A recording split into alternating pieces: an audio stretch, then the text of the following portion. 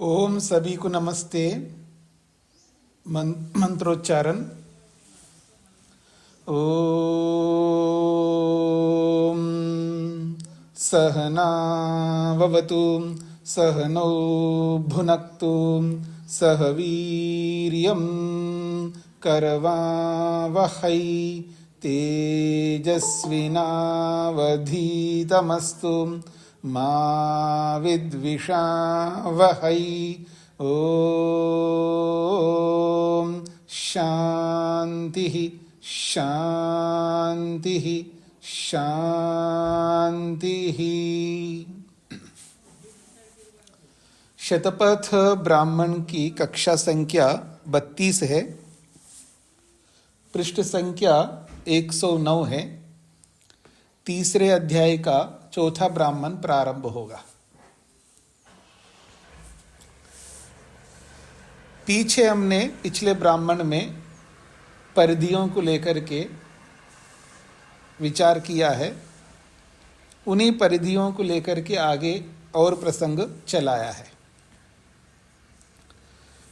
तो चौथे ब्राह्मण का पहला खंड प्रारंभ हो रहा है।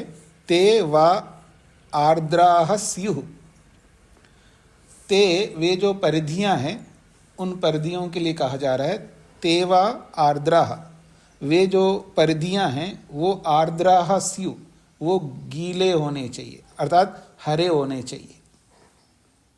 सूखे हुए नहीं होने चाहिए, हरे होने चाहिए, ऐसा कहना चाह रहे हैं। तो ते वा आर्द्राः स्युः वे गीले होने चाहिए, हरे होने चाहिए। फिर कहा है एतद ही एषाम जीवम। उनका जो हरा होना ही उनका जीवन है। एतद ही एषाम जीवम, उनका हरा होना ही उनका जीवन है। मतलब जितने हरे होंगे उतना लंबा चलेंगे, इसका ही तात्पर्य। फिर कह रहे हैं एतेन सतेजः। एतेन सतेजः, इसी हरेपन से ही, एतेन इसी हरेपन से ही सतेजो तेज युक्त रहेंगे। फिर कहा एतेन वीर्यवन्तः, इसी हरेपन के कारण से ही वो वीर्य वाले बने रहेंगे। अर्थात उनका जो सामर्थ्य है, हरेपन के कारण से जो सामर्थ्य है, वो सामर्थ्य, वो शक्ति उनके अंदर बनी रहेगी। तो एतेन वीर्यवन्तः, इसी हरेपन के कारण से ही वो वीर्य वाले होंगे। तस्माद् आर्द्राः स्युः, इसलिए उन परिधियों को आर्द्र अर्थात हरे रखने चाहिए। ये इसका तात्पर्य है। हाँ जी, स्पष्ट हो गया जी। आगे बढ़ूं तो वो जो परिधियां हैं वो हरी होनी चाहिए। अब उन परिधियों को किस तरह रखना होता है, जो यज्ञ का कुंड है उसके चारों ओर किसको कहाँ रखना है और कैसे रखेंगे, उसके साथ मंत्र का भी उच्चारण किया जाएगा। हाँ शत्रुंजय जी। स्वामी जी, तो ये उद्देश्य ये मान के चलें कि वो जले नहीं इसलिए हरे रखे जा रहे हैं? बिल्कुल ऐसा ही होना चाहिए जी। क्योंकि वो रक्षा के लिए, अभी बता रहे हैं, वो रक्षा के लिए ही होती हैं वो परिधियाँ, अग्नि की रक्षा के लिए। और जो हवि दी जाती है वो हवि जो है, हवि की भी रक्षा होती है। उन परिधियों के अंदर अंदर डालना है। अगर उनके ऊपर भी डालेंगे तो क्या होगा वो पीछे बता चुके हैं। तो हरे होने का एक ही तात्पर्य, जैसा आप बोल रहे हैं, वो जले नहीं। वैसे हरे भी जलते हैं, जल जाती हैं। जब अग्नि अच्छी प्रज्वलित रहती है तब हरे भी जल जाती है। लेकिन हरे इसलिए रखना चाहते होंगे कि वो थोड़ा बने रहें लंबे काल तक। एकदम सूखी रखते तो जल्दी जल जाए, क्योंकि उसके पास में रहते हैं ना, तो वो जो हीट है वो उसी से वो काले होने लग जाएंगे। तो हरे रहेंगे तो थोड़ा सा लंबा टिके रहेंगे, ये उद्देश्य हो सकता है जी। तो आगे बढ़ता हूँ मैं। स मध्यमम एव अग्रे परिधिम परिदधाति। सह, वो जो अध्वर्यु है, वो अध्वर्यु क्या करता है, 3 परिधियां हैं जी। 3 परिधियों में तीन है तो तीन इकट्ठे रहेंगे तो कोई बीच में रहेगी परिधि। तो कहते हैं स मध्यमम एव अग्रे, सबसे पहले अग्रे मध्यमम एव बीच वाली परिधि को परिदधाति, वो स्थापित करता है यज्ञ कुंड के पश्चिम की ओर। पश्चिम की ओर ही रखना है क्योंकि आगे दक्षिण की ओर और उत्तर की ओर रखने का विधान आ रहा है, तो ये पश्चिम की ओर ही होना चाहिए। तो कहते हैं वह ऋत्विक मध्यमम एव अग्रे, अग्रे सबसे पहले बीच वाली परिधिम परिधि को परिदधाति, वो रखता है, स्थापित करता है। जब वो रख रहा होता है उस समय मंत्र का वाक्य बोलता है गंधर्वस्त्वा विश्वावसु परिदधातु विश्वस्य अरिष्ट्यै यजमानस्य परिधि असि अग्नि इड ईडिता, ये मंत्र का वाक्य है। ये जो मंत्र है ये यजुर्वेद के दूसरे अध्याय का तीसरा मंत्र है। तीसरा मंत्र का ये एक बड़ा वाक्य है। तो कहता है मंत्र बोलता हुआ गंधर्वस्त्वा, त्वा ये अग्नि के लिए संबोधित है। अग्नि तुम गंधर्व हो। गंधर्व के बहुत सारे अर्थ होते हैं। गंधर्व सूरी लोग, सूरी को भी कहते हैं, द्युलोक को भी गंधर्व कहते हैं। और ये अग्नि है, इसको भी गंधर्व इसलिए कहा जा रहा है गम धरतीति गंधर्वा, जो गाय को धारण करती। गाय जो है पृथ्वी को भी कहते हैं, पृथ्वी को धारण करने वाली अग्नि है, इसलिए उसको गंधर्व कहा है। फिर कहा विश्वावसु, विश्व को बसाने वाली अग्नि। वैसे 8 वसुओं में अग्नि भी आती है ये, तो कहते हैं विश्वावसु, विश्वावसु, वसु बसाने वाली, तो विश्व को बसाने वाली हो। तो तुम्हारी अग्नि, यानी अग्नि के उद्देश्य से ही ये परिधि रखी जा रही, इसलिए परिदधातु, इसलिए वो वो जो क्या कहते हैं, वो जो लकड़ी है परिधि के नाम से, उसको परिदधातु, उसको स्थापित किया जाता है। तुमको अग्नि की रक्षा के लिए परिदधातु, तुमको स्थापित करता हूँ। विश्वस्य अरिष्ट्यै, क्यों ऐसा करना चाह रहा हूँ, परिधि को क्यों रखना चाह रहा हूँ, तो कहता है विश्वस्य अरिष्ट्यै, विश्व की अरिष्टि के लिए। अरिष्टि शब्द बहुत महत्वपूर्ण है। अरिष्टि का अर्थ होता है सुख। दुख जहाँ ना हो, जहाँ सुख हो, उसको अरिष्टि कहते हैं। तो विश्व के अरिष्टि के लिए, यानी विश्व के कल्याण के लिए, या यूं कहिए विश्व के सुख के लिए, विश्व के सुख के लिए मैं ये सब कर रहा हूँ। यजमानस्य परिधि असि, तुम यजमान के लिए भी परिधि हो। यजमानस्य परिधि असि, यजमान के लिए भी तुम परिधि हो।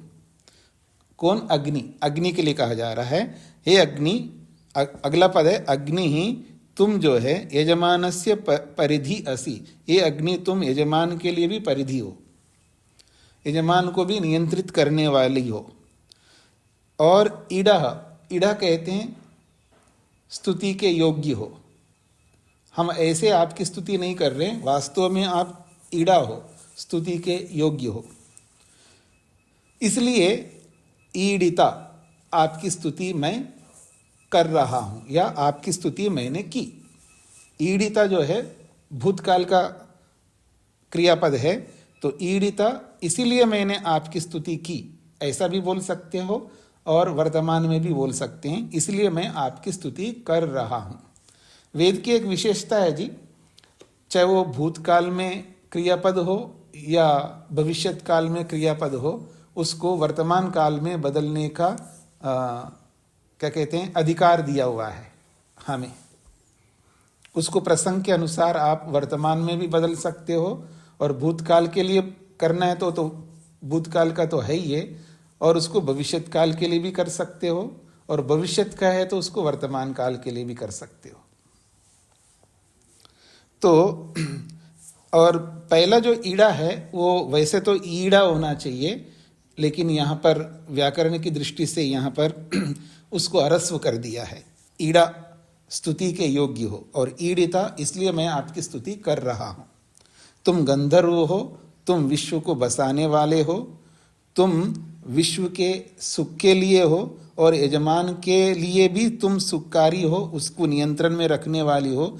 ऐसे तुमको मैं स्तुति कर रहा हूं क्योंकि तुम स्तुति के योग्य हो। ये इस मंत्र का अभिप्राय है। हाँ जी, आगे बढ़ता हूं जी मैं। तीसरा खंड, अथ दक्षिणम परिदधाति। अथ उस पश्चिम दिशा में एक परिधि को रखने के पश्चात अध्वर्यु दक्षिणम दक्षिण दिशा में परिदधाति दूसरी परिधि को वहां स्थापित करता है।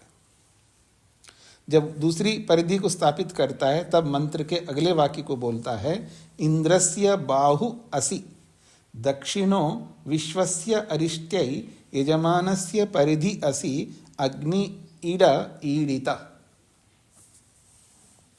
तो ये मंत्र बोल रहा है, इंद्रस्य बाहु असि, तुम तो इंद्र के बाहु के समान है, इंद्र के भुजाओं के समान हो। दक्षिणो दक्षिण, हाँ, ये जो दक्षिण दिशा है ये इंद्र के बाहु के समान है। विश्वस्य अरिष्ट्यै, और विश्व के अरिष्टि के लिए, सुख के लिए है। यजमानस्य परिधि असि, हे अग्नि तुम यजमान की परिधि भी हो। वही शब्द आ रहे हैं दोबारा, इड़ा, इसलिए तुम स्तुति के योग्य हो, इसी कारण मैं स्तुति तुम्हारी कर रहा हूं।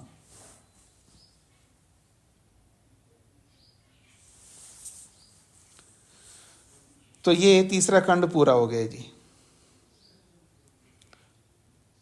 चौथा खंड, अथ उत्तरम परिदधाति। दक्षिण दिशा में परिधि को रखने के पश्चात उत्तरम, उत्तर दिशा में तीसरी परिधि को स्थापित करता है अध्वर्यु। जब तीसरी परिधि को स्थापित करता है तब ये बोलता है अगले मंत्र के वाक्य को, मित्रा वरुणौ त्वा उत्तरतः परिधत्ताम् ध्रुवेन धर्मना विश्वस्य अरिष्ट्यै यजमानस्य परिधि असि अग्नि ईड ईडिता। कहता है, मित्रा वरुणौ त्वा, त्वा हे अग्नि तुझे मित्र और वर्ण, ये दोनों को ध्यान में रखते हुए, मित्र और वर्ण को सामने रखते हुए मैं इस उत्तर दिशा में परिधि को रख रहा हूँ। क्योंकि मित्र और वर्ण जो है ये तुम्हारे को सुरक्षित रखने वाले हैं। मित्र और वर्ण, इसलिए परिधत्ताम, परिधत्ताम इसलिए आपको स्थापित कर रहा हूं। और ध्रुवेन धर्मना, और स्थिर धर्म के माध्यम से। स्थिर धर्म के मतलब है जो नियम बनाया हुआ है वो नियम स्थिर है, निश्चल है, वो उस नियम को मैं काट नहीं सकता, यूं कहिए कि उस नियम को मैं हटा नहीं सकता। तो स्थिर नियम के द्वारा, स्थिर धर्म के द्वारा मैं उत्तर दिशा में उस परिधि को रख रहा हूं ताकि ये अग्नि तुम्हारे लिए, मित्र और वरुण जो है, तुम्हारी रक्षा करेंगे। विश्वस्य अरिष्ट्यै, वापस वही वाक्य है, विश्व की अरिष्टि के लिए या विश्व के सुख के लिए, कल्याण के लिए, और यजमान की परिधि के लिए, यजमान को परिधि में, नियम में बांधने के लिए ये अग्नि तुम हो और तुम स्तुति करने के योग्य हो, ईड़ा, और इसी कारण से ईडिता, मैं आपकी स्तुति कर रहा हूं। इति अग्नयो ही, इति अग्नयः इ, ये सब अग्नियों के लिए ही बोला जा रहा है, अर्थात ये सब अग्नियों के लिए, यानी अग्नि की ही स्तुति है।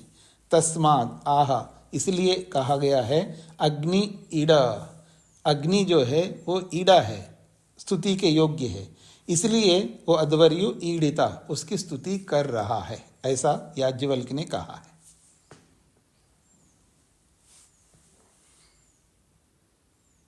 तो ये मंत्र पूरा हो रहा है जी। दूसरे खंड से चौथे खंड तक 3 खंडों में मंत्र को पूरा किया है। तो अब आइए मंत्र को देखते हैं स्वामी जी क्या लिखते हैं, स्वामी दयानंद सरस्वती जी। दूसरे अध्याय का तीसरा मंत्र है, गंधर्वस्त्वा विश्वावसु परिदधातु विश्वस्य अरिष्टै यजमानस्य परिधिरसि अग्नि इड ईडितः इंद्रस्य बाहुरसि दक्षिणो विश्वस्य अरिष्टै यजमानस्य परिधिरसि अग्नि इड ईडितः मित्रावरुणो त्वोत्तरतः परिधत्तां ध्रुवेन धर्मना विश्वस्य अरिष्टै यजमानस्य परिधिरसि अग्नि इड ईडित। ये पूरा मंत्र हुआ।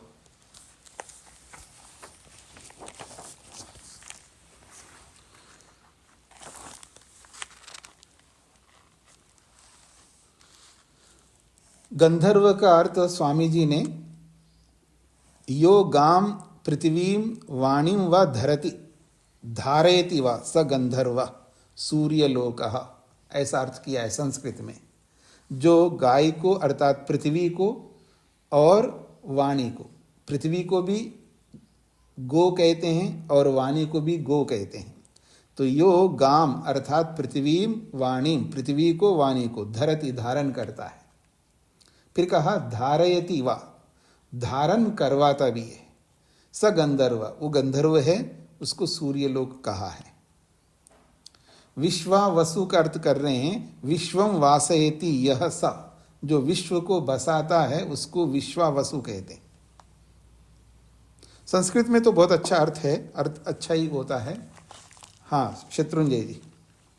स्वामी जी, ये जो अर्थ है कि जो पृथ्वी को धारण करता है वो गंधर्व है, तो उसका क्या तात्पर्य लिया जाए पृथ्वी को धारण करने वाले का? कौन? जो गंधर्व का एक अर्थ किया है स्वामी जी ने, जो पृथ्वी को धारण करता है, पृथ्वी को धारण करने से क्या तात्पर्य लिया जाए?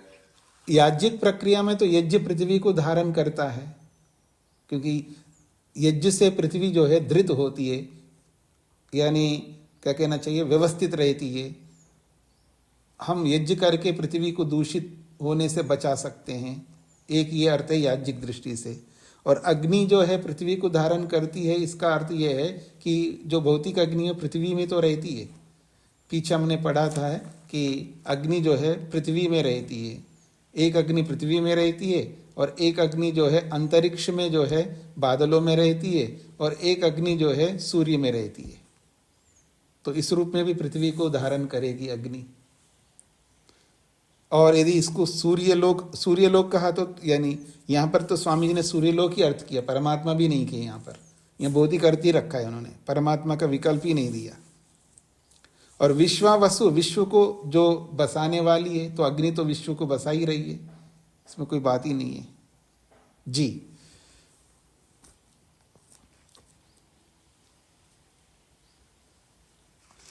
और परिधि का अर्थ स्वामी जी संस्कृत में लिखा है परितः सर्वतः सर्वाणि वस्तूनि धीयन्ते येन सा, सब ओर से वस्तुओं को धारण किया जाता है जिसके द्वारा वो।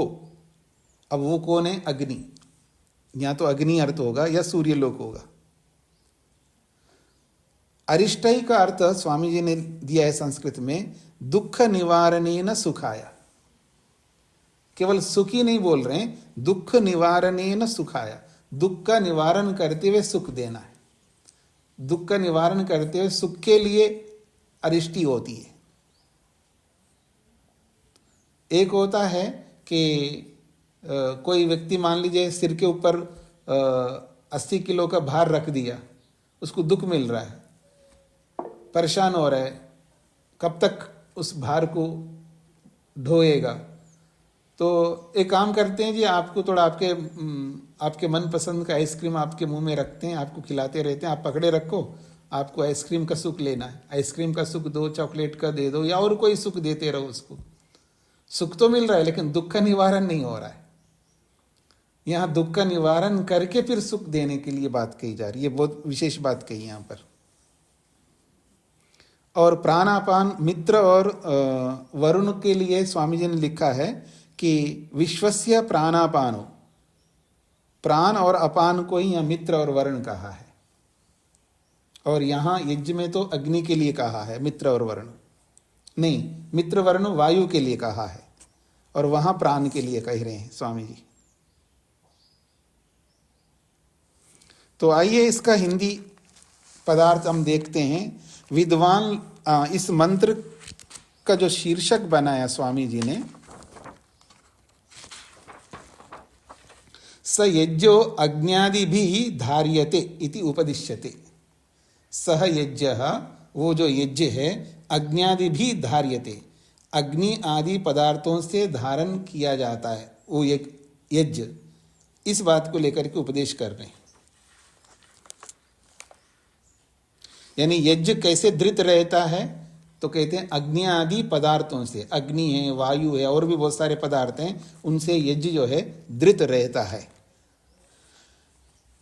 विद्वान लोगों ने जिस गंधर्व, पृथ्वी व वाणी के धारण करने वाले, विश्वावसु, विश्व को वसाने वाले, परिधि, सब ओर से सब वस्तुओं को धारण करने वाले, इड, स्तुति करने योग्य अग्नि, सूर्य रूप अग्नि की ईडितः स्तुति असी की है। किसने की है? विद्वानों ने।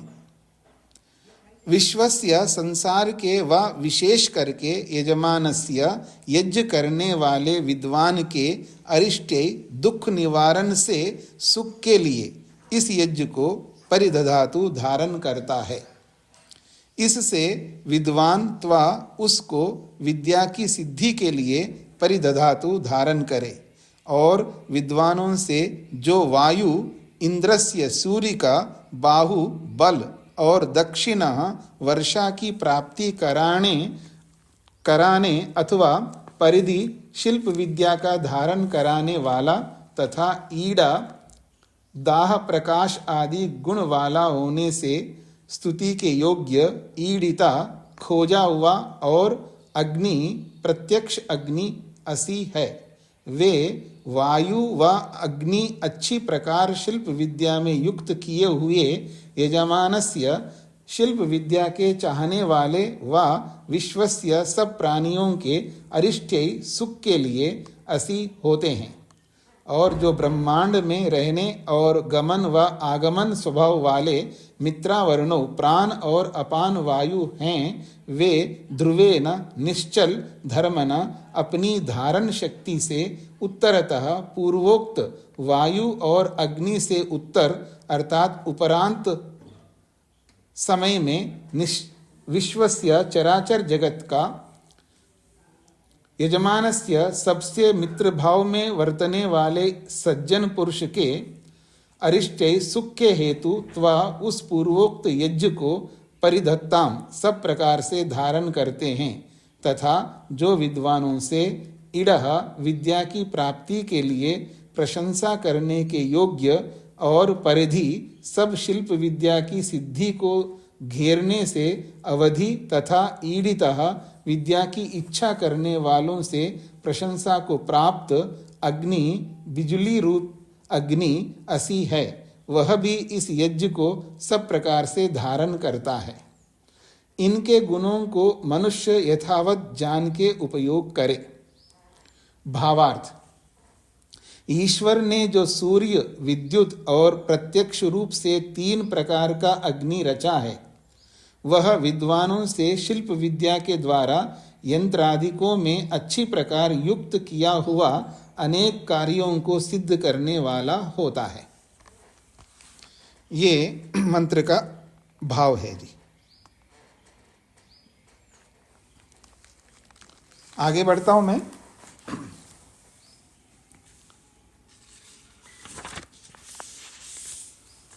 पांचवा खंड। अतः समिधम अभ्यादधाति, परिधियों को स्थापित करने के बाद।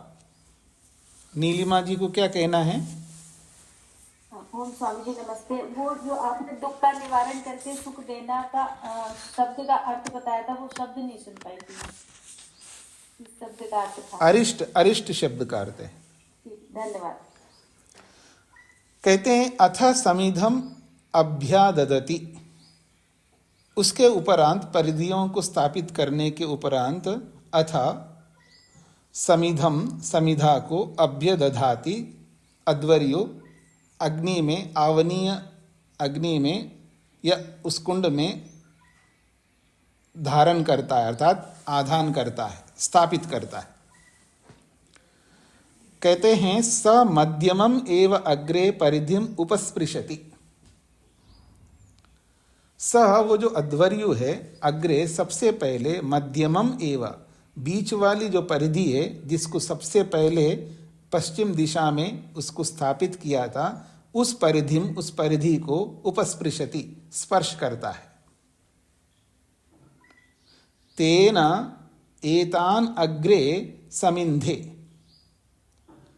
तेन उस स्पर्श के कारण से या ऐसा करने से, एतान अग्रे इनको सबसे पहले समिंधे, समिंधे उनको प्रदीप्त करता है। अथ अग्नो अभ्यादधाति, उसके पश्चात जो है वो अग्नो अभ्यादधाति, वो अग्नि में स्थापित करता है। तेन अग्निम प्रत्यक्षम समिंधे, उससे प्रत्यक्ष रूप से उस अग्नि को प्रदीप्त करता है। तो एतान अग्रे समिंधे जो कहा है कि इनको, यानी कुछ अलग से कुछ समिधा रखते होंगे, उनको सबसे पहले उनको प्रदीप्त करते होंगे, फिर उसके बाद जो है अग्नो आदधाति, फिर वो जो नीचे अग्नि है कुंड में, उसमें स्थापित करता है। तेना अग्निम प्रत्यक्षम समिद्धे, और उसी से अग्नि को प्रत्यक्ष रूप से प्रदीप्त करता है। इसका ये तात्पर्य है यहां पर।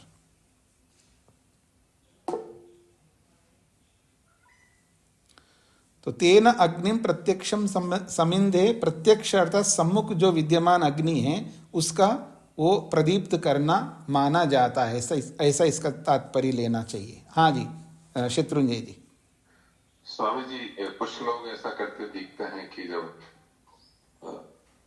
अग्न्याधान की क्रिया करते हैं तो चम्मच में कपूर लेके उसको डालने की जगह समिधा में कपूर पिसा हुआ लपेट के उसको दीपक से जला के और फिर उसको स्थापित करते हैं। क्या ये इसी तरह की प्रक्रिया का संकेत है? हाँ, मतलब अलग अलग लोग करते हैं। कुछ लोग एक प्लेट के अंदर कुछ छोटी छोटी समिधाएं रखते हैं, पहले उसको जलाते हैं, फिर उसको उठा करके और कुंड के अंदर डालते हैं, ऐसा भी करते हैं। कुछ लोग चम्मच में कपूर रख करके पहले कपूर को जलाते हैं, फिर उसके बाद उसमें डालते हैं। कुछ लोग आपने देखा होगा कपूर की जगह पर जो है एक समिधा के बीच में रुई को बांधते हैं, फिर उसको जलाते हैं, फिर रखते हैं, ऐसे अलग अलग रखते हैं। तो इसी का मेरे विचार से होना चाहिए, इसी का एक क्या कहते हैं, बिगड़ा हुआ स्वरूप होना चाहिए। बिगड़ा हुआ ना बोल के परिवर्तित स्वरूप कह सकते हैं, थोड़ा लोगों को गलत ना हो, परिवर्तित स्वरूप कह सकते हैं जी। तो ये 5वां खंड पूरा हो रहा है। अब 6ठे खंड की ओर जा रहा हूं मैं। सो अभ्यादधाति, सह, सो का मतलब है वह जो अध्वर्यु है, अभ्यादधाति समिधाधान करता है। जब समिधादान करता है तब वो एक मंत्र बोल रहा है। मंत्र है वीति होत्रम त्वा कवे द्युमंतम समिधि मही अग्ने बृहंतम अध्वरे। पूरा मंत्र हो गया, इतना ही मंत्र है। ये दूसरे अध्याय का 4था मंत्र है। एक ही वाक्य में पूरा मंत्र पूरा कर दिया उन्होंने। वीति होत्रम त्वा कवे द्युमंतम समिधि मही अग्ने ब्रियंतम अध्वरे। इस मंत्र को बोल करके कहते हैं इति एतया गायत्र्या गायत्रीम एव एतत् समिंधे। अच्छा, ये हाँ ठीक है, इसका छंद गायत्री छंद है जी, इसलिए इसको गायत्री के नाम से बोला जा रहा है। ये जो मंत्र है वीति होत्रम त्वा कवे द्युमंतम समिधि मयि अग्ने ब्रियंतम अध्वरे, ये गायत्री छंद है, पर निश्चित गायत्री छंद है, पूरा गायत्री नहीं है क्योंकि कुछ अक्षर कम है इसमें, इसलिए निश्चित गायत्री बोलते हैं इसको। तो ये निश्चित गायत्री छंद है। तो कहता है एतया गायत्र्या, इसी गायत्री छंद से ही गायत्रीम एव एतत् समिंधे, गायत्री छंद से ही गायत्री को प्रदीप्त किया जा रहा है। गायत्री छंद से अर्थात गायत्री छंद से युक्त मंत्र से गायत्री को ही समिंधे प्रदीप्त किया जा रहा है। अब यहाँ गायत्रीम एतत् समिंधे, गायत्री से ही गायत्री को प्रदीप्त किया जा रहा है। तो यहाँ गायत्री हो गई अग्नि, जो कि रक्षा करने वाली। गायत्री का अर्थ होता है ना रक्षा करने वाले, रक्षा करने वाले को गायत्री कहते हैं। गायंतम त्रायतेति गायत्री। तो कहा जा रहा है इसी गायत्री छंद युक्त मंत्र से गायत्रीम एवं, गायत्री को ही समिंधे, उसको प्रदीप्त किया जा रहा है। सा गायत्री समिद्धा, सा गायत्री, गायत्री शब्द स्त्रीलिंग में है, कहते सा गायत्री, वो जो गायत्री है वो समिद्धा, वो प्रदीप्त होती है। और प्रदीप्त होकर के अन्यानी छंदांसी समिंधे, बाकी छंदों को भी वो प्रदीप्त करती है। इसका अर्थ है बाकी छंदों से युक्त मंत्रों से जिन जिन को कहा जाता है उनको प्रदीप्त करती है, ये इसका तात्पर्य है। फिर मैं बोलता हूं जी, सा गायत्री समिंधा अन्यानी छंदांसी समिंधे, वो प्रदीप्त हुई हुई जो अग्नि रूपी जो गायत्री है वो अन्यानी छंदांसी, बाकी जो छंद हैं, बाकी छंदों से जिन जिन को कहा जाएगा उनको भी वो समिंधे प्रदीप्त करती है। छंदांसी समिंधानी देवेभ्यो यज्ञम वहंती, ये विशेष बात कही जा रही है। छंदांसी समिंधानी, प्रदीप्त हुए हुए छंद, छंदांसी समिंधानी, प्रदीप्त हुए हुए जो छंद है वो यज्ञम, इस यज्ञ को देवेभ्य वहंती, इस यज्ञ को देवों के लिए वहन करते हैं। कौन? प्रदीप्त हुए हुए छंद। छंदांसी समिधानी, छंदों से युक्त, यानी छंदों से जिन वस्तुओं को, जिन देवताओं को कहा जाएगा ना, छंद तो किसी न किसी देव को कहता है, छंद अपने आप में कोई उसका अर्थ नहीं है, छंद किसी न किसी देवता को प्रस्तुत करता है। तो छंदांसी समिधानी, छंदों से समृद्ध हुए हुए जो देवता है वो यज्ञम, यज्ञ को, जिन देवताओं के लिए ये यज्ञ किया जा रहा है उस यज्ञ को देवेभ्य वहंती, देवों के लिए ले जाते हैं। कौन? छंद। ये इसका तात्पर्य है। आइए मंत्र को देखते हैं, स्वामी जी ने इस मंत्र का क्या अर्थ किया है।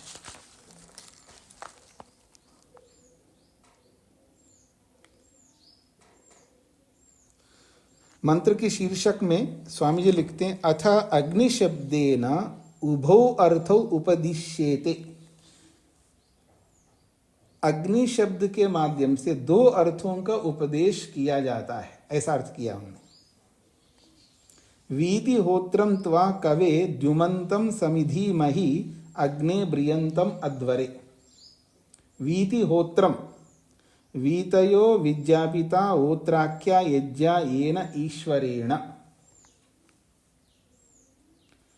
येन ईश्वरेण, जिस ईश्वर के द्वारा, विज्ञापिता, वीति, वीतया का अर्थ किया विज्ञापिता, जिस ईश्वर के द्वारा बताया गया है, ओत्राख्या यज्ञ, जो ओत्र नामक जो यज्ञ है उस यज्ञ का विज्ञान दिया है, जिस ईश्वर ने ओत्र नामक यज्ञ का विज्ञान बताया है उसको वीति होत्रम कहते हैं।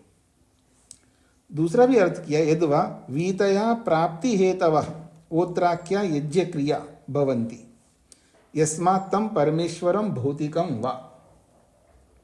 वीतया का दूसरा अर्थ किया प्राप्ति हेतवा, जो प्राप्ति के कारण है। प्राप्ति के कौन कारण है? होत्राख्या यज्ञ क्रिया, जो ओत्र नाम से यज्ञ में जो जो क्रियाएं होती हैं वो सारी क्रियाएं जो है प्राप्ति के कारक हैं। तो प्राप्ति हेतु होत्र नामक यज्ञ क्रियाएं जो होती हैं वो यस्मात्, जिससे होती हैं, तम परमेश्वरम, उस परमेश्वर को यहां पर लिया गया है, अथवा भौतिकम वा, या भौतिक अग्नि। कवि, कवि शब्द का अर्थ, मंत्र में कवे शब्द आया है, कहते हैं कवि सर्वज्ञ क्रांत प्रज्ञ, जो सर्वज्ञ होता है उसको कवि कहते हैं, क्रांत प्रज्ञा कहते हैं उसको, बहुत दूर तक देखने वाला। कविम क्रांत दर्शनम, कवि वो होता है जो क्रांत दर्शन होता है, अर्थात बहुत दूर तक देखता है। भौतिकम वा, अग्नि को भी कवि बोला है, अग्नि भी बहुत दूर तक कार्य आती है, काम में आती है, बहुत दूर तक जाती है, बहुत दूर तक रहती है। अग्नि वैसे भी व्यापक है, सब जगह रहने वाली है अग्नि, धरती पे सब जगह अग्नि आपको मिलेगी, सूर्य लोक में भी अग्नि मिलेगी, अंतरिक्ष लोक में भी अग्नि मिलेगी, तीनों लोकों में व्यापक हो रही है भौतिक अग्नि भी, ये भी बहुत दूर तक रहने वाली है।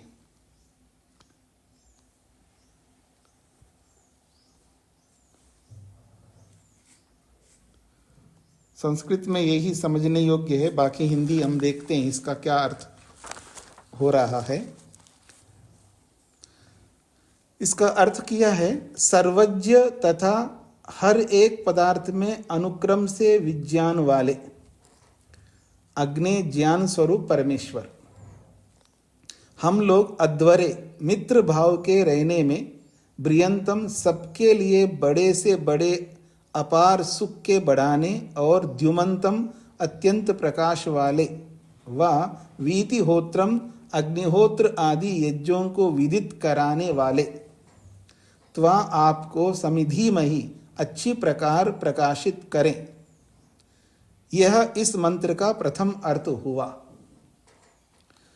दूसरा अर्थ, हम लोग अध्वरे अहिंसनीय अर्थात जो कभी परित्याग करने योग्य नहीं उस उत्तम यज्ञ में, जिसमें कि वीतिहोत्रम पदार्थों की प्राप्ति कराने के हेतु अग्निहोत्र आदि क्रिया सिद्ध होती है, और द्युमंतम अत्यंत प्रचंड ज्वाला युक्त बृहंतम बड़े बड़े कार्यों को सिद्ध कराने तथा कवे पदार्थों में अनुक्रम से दृष्टिगोचर होने वाले त्वा उस अग्नि भौतिक अग्नि को समिधिमयी अच्छी प्रकार प्रज्वलित करें। यह दूसरा अर्थ हुआ।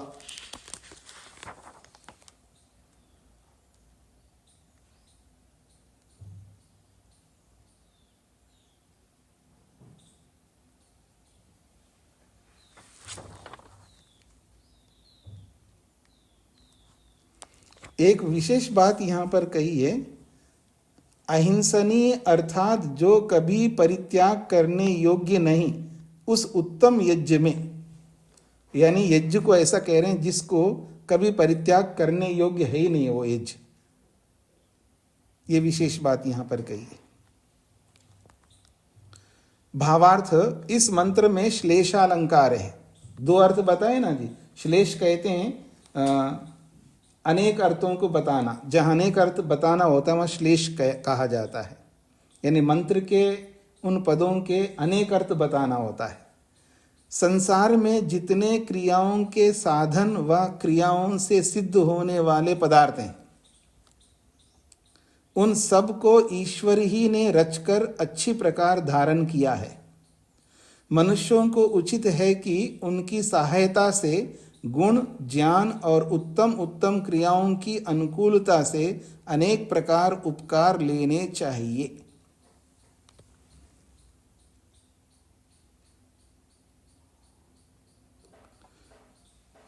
कह रहे हैं जितने क्रियाओं के साधन और क्रियाओं से सिद्ध होने वाले पदार्थ, क्रियाओं के साधन जो भी बनेंगे और उन क्रियाओं से सिद्ध होने वाले जो पदार्थ हैं, उन सबको ईश्वर ने ही रचा है।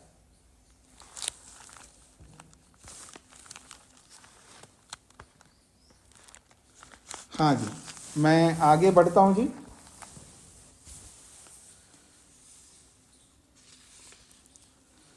सातवां खंड, अथ याम द्वितीयां समिधम अभ्यादधाति, याम द्वितीयां समिधाम अभ्यादधाति। पहली समिधा को रखने के बाद जो दूसरी समिधा को अग्नि में स्थापित करता है उसके लिए बोला जा रहा है याम द्वितीयां समिधम, जिस दूसरी समिधा को अध्वर्यु अभ्यादधाति स्थापित करता है अग्नि में। वो दूसरी समिधि किसके लिए स्थापित करता है? तो आगे कह रहे हैं वसंतम एव तया समिंधे, उस दूसरी समिधा से वसंत ऋतु को ही समिंधे प्रदीप्त करता है। स वसंतः समिद्धः अन्यान ऋतून समिंधे, और वो जो वसंत ऋतु है वो प्रदीप्त होकर के अन्यान ऋतून समिंधे, वो बाकी ऋतुओं को भी वो प्रदीप्त करती है। ऋतवः समिंधा, जब ऋतु जो है सभी ऋतुवें प्रदीप्त होकर के प्रजाश्च प्रजनयंती, वो सारी ऋतुएं जो है प्रदीप्त होकर के प्रजा को उत्पन्न करती हैं। औषधिश्च पचंती, इतना ही नहीं है, औषधियों को भी पकाती हैं वो ऋतुएं। सो अभ्यादधाति, इसीलिए वो ऋत्विक जो है उस दूसरी समिधा को स्थापित करता है। समिद असि इति समिद्धि वसंतः, समिद असि, ये मंत्र का एक ही पद लिया यहाँ पर, यानी दो पद लिए हैं, समिद और असि, एक समिधा संज्ञावाची और असि क्रियापद को। ये 5वां मंत्र है दूसरे अध्याय का, उस मंत्र के दो पद ले लिया, समिद असि, तुम समिधा हो, इति समिद्धि वसंतः, इसलिए उसको समिद ही, अर्थात वो समिद ही है। समिद असि, उसी को लाए समिद ही वसंता, समिधा ही वसंत ऋतु है, इसका ये तात्पर्य। समिद असि, तुम समिद हो, अर्थात समिद ही वसंता, तुम समिद हो जो को बोला है उसको खोल करके समझाया, वसंत ही समिद है, वसंत ऋतु ही समिद है, ऐसा कहना चाह रहे हैं यहाँ पर। बड़ी अच्छी बात कही जा रही थी कि दूसरी समिधा रख रहा है, उसको प्रदीप्त कर रहा है, समिधा को प्रदीप्त नहीं कर रहा, मानो वो वसंत ऋतु को प्रदीप्त कर रहा है। और वसंत ऋतु को प्रदीप्त कर रहा है, वो केवल वसंत ऋतु को ही प्रदीप्त नहीं कर रहा है, बाकी सभी ऋतुओं को प्रदीप्त कर रहा है। ऋतुएं जो है प्रदीप्त होकर के प्रजा को उत्पन्न करती है और औषधियों को पकाती हैं, इसलिए वो दूसरी समिधा को रखता है।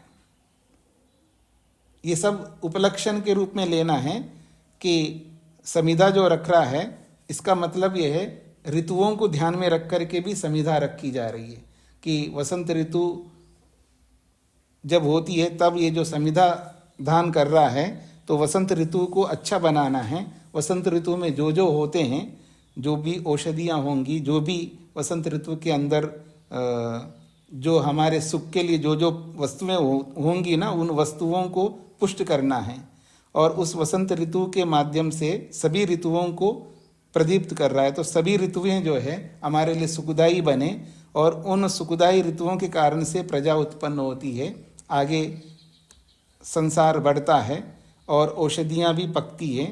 इसीलिए वो वसंत ऋतु को मान करके दूसरी समिधा रख रहा है, ये इसका तात्पर्य है।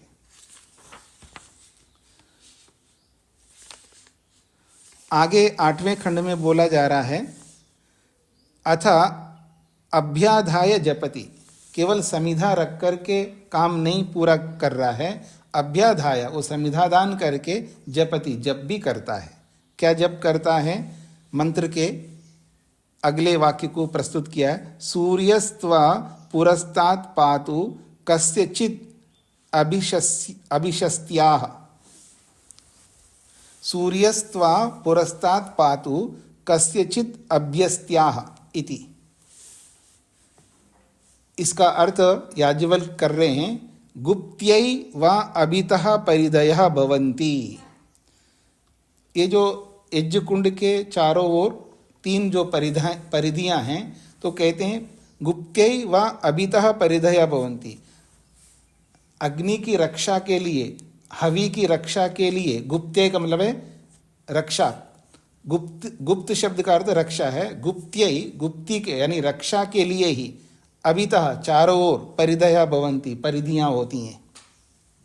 अतः एतत् सूर्यमेव पुरस्तात् गोप्तारं करोति, अथा इसीलिए उसके कारण से ही एतत् ऐसा करता हुआ वो ऋत्विक सूर्यमेव पुरस्तात् गोप्तारम करोति, सबसे पहले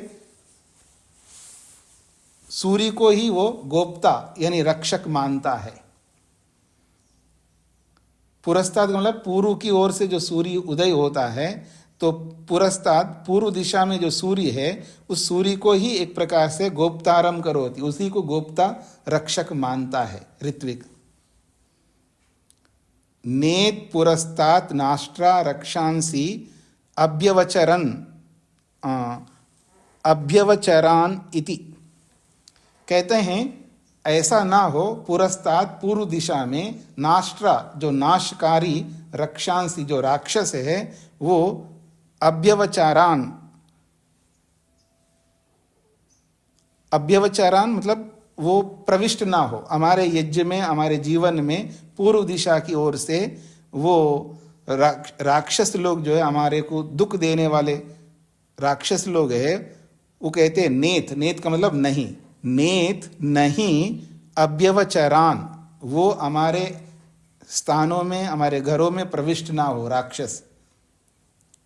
इसीलिए पूर्व दिशा में सूर्य हमारे लिए रक्षक बन करके रहता है, इसलिए सूर्य को ध्यान में रख करके यज्ञ करना चाहिए, ये इसका तात्पर्य है। उसी को आगे समझा रहे हैं, सूर्यो ही नाष्ट्राणाम रक्षसाम अपहंता, सूर्य ही नाष्ट्राणाम नाशकारी राक्षसों को अपहंता दूर भगाने वाला है। सूर्य की किरणें घर के अंदर प्रविष्ट होनी चाहिए, इसलिए आप देखेंगे गांवों में जो मुख्य उनके घर का जो मुख्य द्वार होता है वो सूर्य यानी पूर्व दिशा की ओर होता है मुख्य द्वार, और जैसे सूर्योदय होता है तो उनके द्वार के अंदर सूर्य का प्रकाश प्रविष्ट होता है। इस तरह का मकान बनाते थे पहले। तो सूर्यो ही नाष्ट्राणाम रक्षसाम अपहंता, सूर्य ही नाशकारी राक्षसों को दूर करने वाला होता है, इसलिए वही प्रथम गोप्ता है, वही प्रथम रक्षक है हमारे यज्ञ का, हमारे जीवन का भी। ये इसका तात्पर्य है। आगे बढ़ता हूं जी मैं।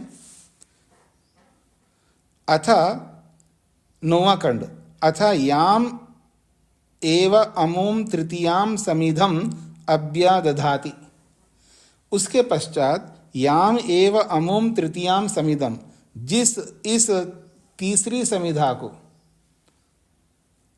इस तीसरी समिधा को, जो तीसरी समिधा रखनी होती है, तो इस तीसरी समिधा को जब वो ऋत्विक अभ्यादधाति वो अग्नि में स्थापित करता है, तो उसके लिए कहा जा रहा है अनुयाजेषु ब्राह्मणम एव तया समिंधे। अनुयाज नामक कुछ मंत्र समुदाय है जी, पीछे भी कई बार आया है। अनुयाज और उपया यानी क्या है, अनुयाज प्रयाज, जी जी बिल्कुल, अनुयाज और प्रयाज। ये जो अनुयाज नाम से कुछ मंत्र समूह है और प्रयाज के नाम से कुछ मंत्र समूह है, तो उसके लिए बोला जा रहा है अनुयाजेषु ब्राह्मणम एव तया समिंधे। जो अनुयाजों में ब्राह्मण को लेकर के, ब्राह्मणत्व को लेकर के, ऋत्विक को लेकर के जो भी कहा गया है, तया उस समिधा के माध्यम से समिंधे प्रदीप्त किया जाता है। अनुयाजों में कहे गए ब्राह्मण को ही वो प्रदीप्त करता है उस समिधा से, ये कहना चाह रहे हैं। तया उस समिधा से अनुयाजेषु, अनुयाज नामक मंत्र समूह में जो ब्राह्मणत्व है, जो ब्राह्मण हैं, उसी को वो समिंधे वो प्रदीप्त करता है। सह ब्राह्मणः समिन्धः देवेभ्यो यज्ञं वहति, वह ब्राह्मण समिद्धः प्रदीप्त होकर के इस यज्ञ को देवेभ्य वहति, देवों के लिए वहन करता है इस यज्ञ को, ऐसा कहा गया है। बड़ा अच्छा वर्णन है। तो ब्राह्मणत्व को ले सकते हैं और ऋत्विक को ले सकते हैं, और वो एक प्रकार से ऋत्विक को ही, ब्राह्मण को ही या ब्राह्मणत्व को ही प्रदीप्त कर रहा है, और प्रदीप्त हुआ जो ब्राह्मण है वो इस यज्ञ को ठीक प्रकार से सटीक रूप से देवों को इस यज्ञ को पहुंचाता है, वही ब्राह्मण। ये इसका तात्पर्य है।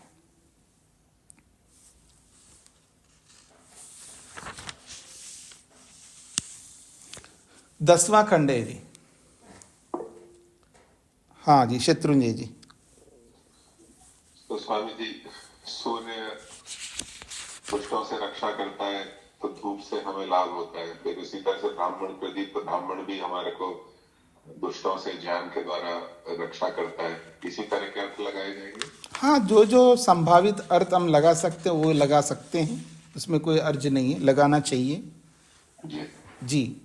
क्योंकि सूर्य बहुत सारे कीटाणुओं का नाशक है, जो हानिकारक कीटाणु होते हैं हमारे घर के अंदर, हमारे कपड़ों के अंदर, बहुत कुछ लाभ ही होता है। ये सभी जानते हैं इस बात को, सूर्य से कितना लाभ होता है और शरीर को भी लाभ होता है।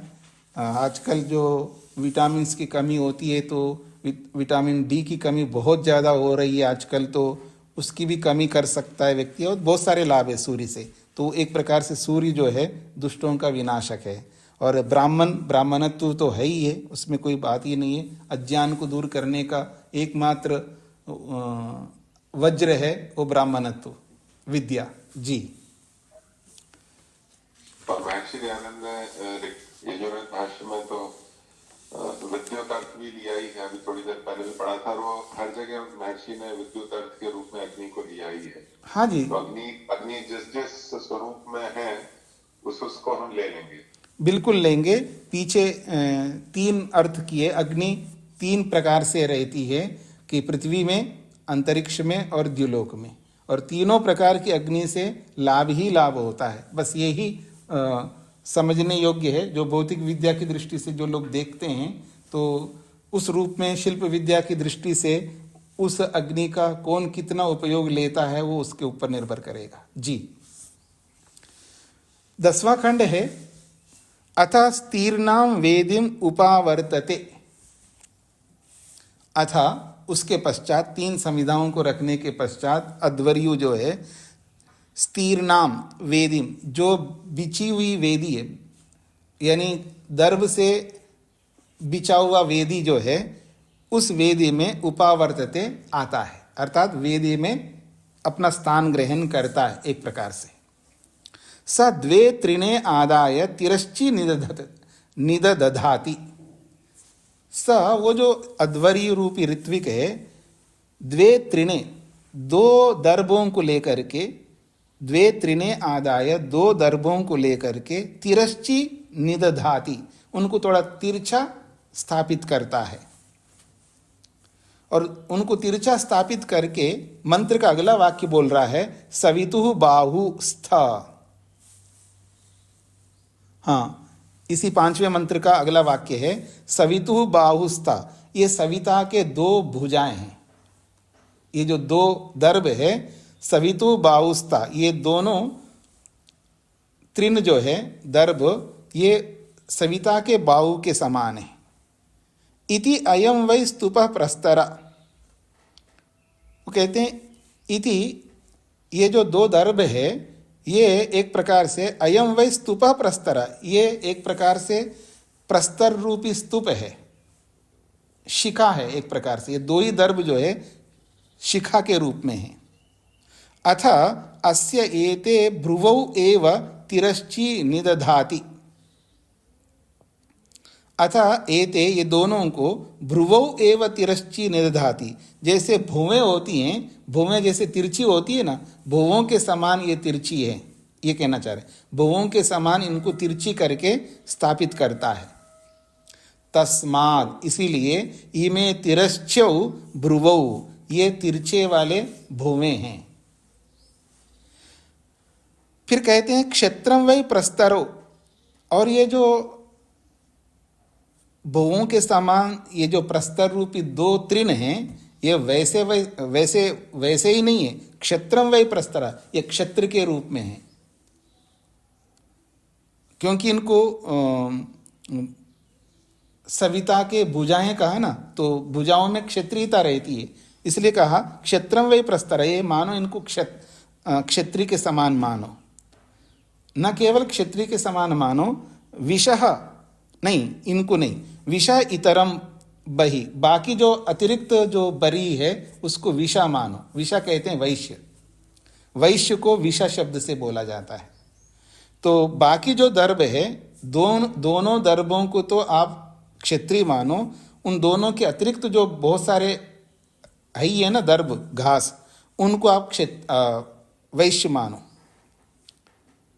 क्षत्रस्य च एव विषश्च विद्रित्यै, क्षत्र का और विष का, इन दोनों के विद्रित्यै, इनके धारण पोषण के लिए ही ये सब दर्भ हैं एक प्रकार से।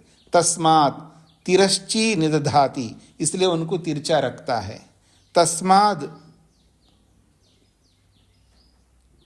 तस्माद् उ एव विद्रिति नामे, इसलिए उन दोनों को विद्रिति धारण करने वाले हैं। एक प्रकार से क्षत्रिय ही पूरे यज्ञ को धारण करने वाला है, और ये जो वैश्य है वो भी इस यज्ञ को धारण करने वाले होते हैं।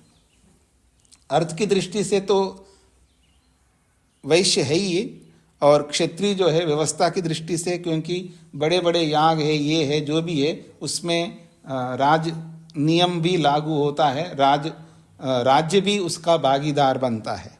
तो इस दृष्टिकोण से यहाँ पर बोला गया है कि ये जो दो दर्भ है जो विशेष रूप से जिनको तिरछा करके रखा है, ये विद्रिति नाम है, ये विद्रिति नाम वाले हैं, अर्थात धारण पोषण करने के उद्देश्य में हैं। एक तो क्षत्रिय तो धारण करता है उस यज्ञ को, नियम करता है, और वैश्य जो है उसका पोषण करता है, ऐसा इसको समझ सकते हैं। हाँ जी, किसी कुछ कहना है? आज पाठ इतने ही रखते हैं। वेद प्रिया जी। स्वामी जी, परिधि से क्या क्या अर्थ लिए हुए हैं? एक तो अग्नि, एक सूर्यलोक जो सब ओर से पृथ्वी को धारण करता है, और क्या है? नहीं, परिधि से ये अर्थ नहीं लिए जा रहे थे। परिधि तो केवल उस अग्नि की सुरक्षा के लिए रखा है, उस हवि की सुरक्षा के लिए, घेरे के। परिधि जो है एक प्रकार से घेरा है, यूं समझ लीजिएगा। उस घेरे के अंदर अग्नि है तो अग्नि की सुरक्षा होती है उस परिधि से, और जो हवि है उसकी सुरक्षा होती है। तो ये परिधियों के लिए नहीं कहा, ये अग्नि के लिए कहा है। घेरा किस चीज का होता है स्वामी जी? मैं कल की कक्षा में लकड़ी है ना, जो लंबी लकड़ी होती है उसको परिधि बोलते हैं। 3 परिधियां बनाई है, लंबी लंबी लकड़ी, समिधाएं नहीं होंगे, समिधा से अलग होती हैं। उनको यहाँ आज के पाठ में तो उनको हरी लकड़ी कह सकते हैं। हरी लकड़ी जो है 3 लकड़ियों को परिधि बनाया है, घेरे के रूप में उनको रखते हैं, कुंड के 3 छोरों में रखते हैं, ऐसा समझ लीजिएगा।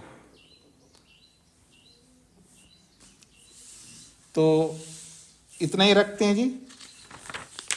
2 दिन अवकाश रहेगा जी, कल और परसों 2 दिन अवकाश रखेंगे। आप डाल दीजिएगा ग्रुप में, दोनों ग्रुप में डाल दीजिएगा। ओम शांति शांति शांति।